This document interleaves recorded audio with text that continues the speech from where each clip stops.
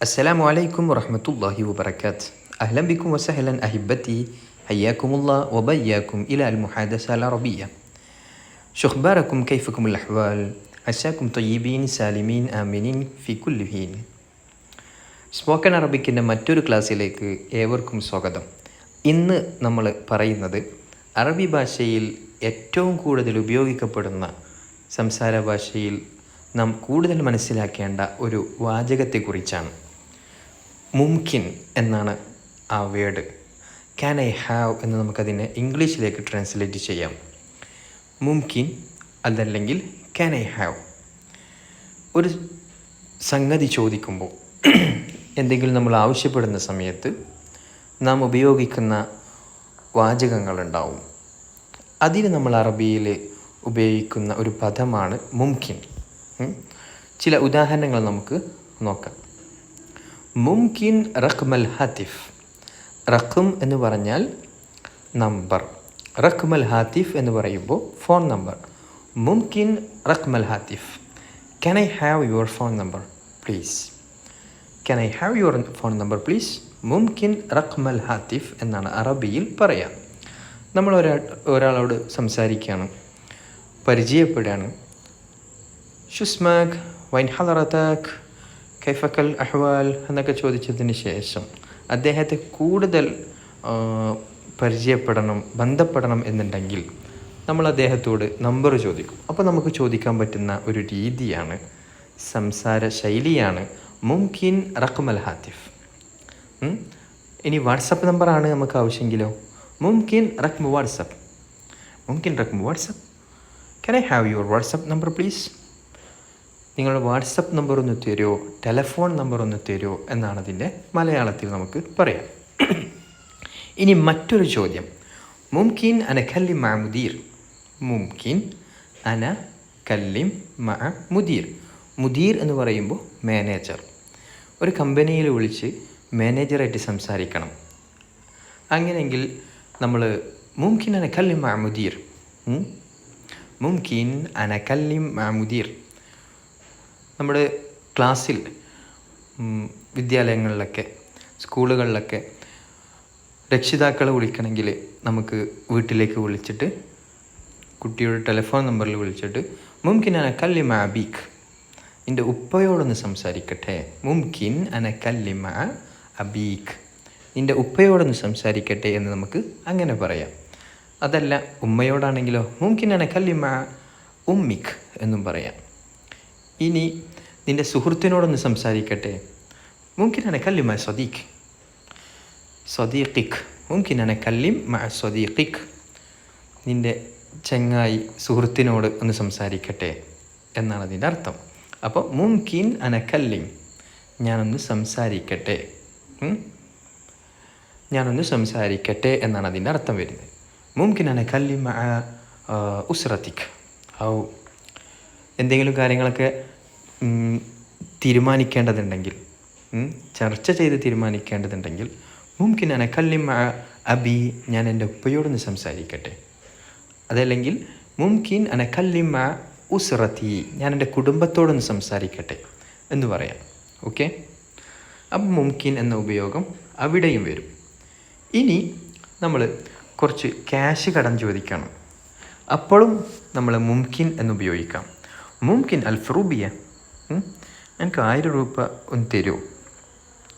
1000 രൂപ എനിക്ക് ആവശ്യമുണ്ട്, അപ്പോൾ ഒരു 1000 രൂപ കടായിട്ട് എന്ന് മലയാളത്തിൽ ചോദിക്കുന്നത് മുംകിൻ അൽഫ് റൂബിയ. മുംകിൻ അൽഫ് റൂബിയ. അതല്ലെങ്കിൽ മുംകിൻ 500, 500 രൂപയാണ് എനിക്ക് ആവശ്യമുള്ളത്, മുംകിൻ 500 അങ്ങനെ ചോദിക്കാം.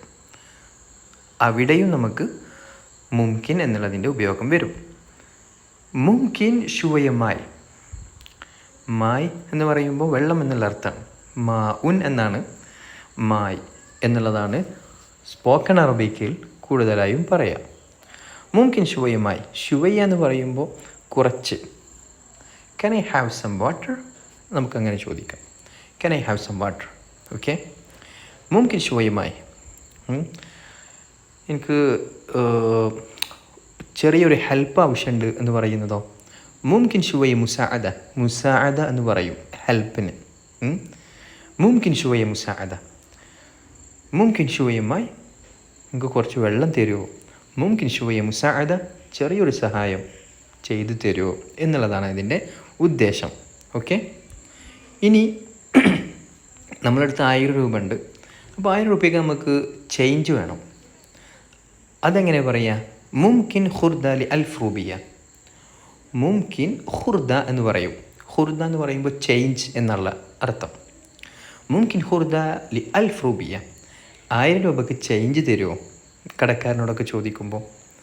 ഇനി അതല്ല 500-നാണെങ്കിലോ മുംകിൻ ഖുർദ ലി ഖംസ്മിയ.